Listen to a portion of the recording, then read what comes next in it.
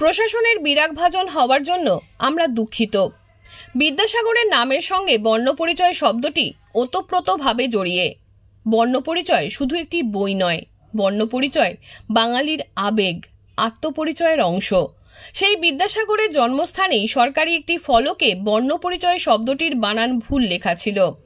আমরা সেই ভুল তুলে ধরে খবর প্রকাশ করি, কিন্তু তারপর প্রশাসনের প্রতিক্রিয়া দেখে আমরা সত্যিই বিস্মিত। শুধুমাত্র একটি খবর প্রকাশের জন্য ঘাটালের এক প্রশাসনিক আধিকারিক আমাদের সাংবাদিকদের নানাভাবে অপমান ও হেনস্থা করে চলেছেন।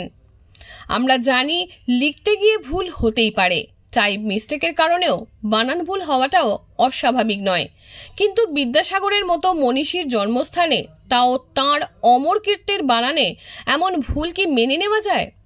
প্রশাসনের অনেক পোস্টার ও বিজ্ঞপ্তিতেও তো ভুল থাকে, সব তো তুলে ধরি না, কিন্তু এই ভুলটির গুরুত্ব আলাদা, কারণ এটি আবেগের সঙ্গে যুক্ত। আমাদের প্রশ্ন একটাই, যদি আমাদের খবর তুলে ধরা যুক্তিসঙ্গত না হতো, তাহলে প্রশাসন এত তড়িঘড়ি করে ওই ফলক বদলালো কেন? চাইলেই আগের মতো রেখেই দিতে পারত।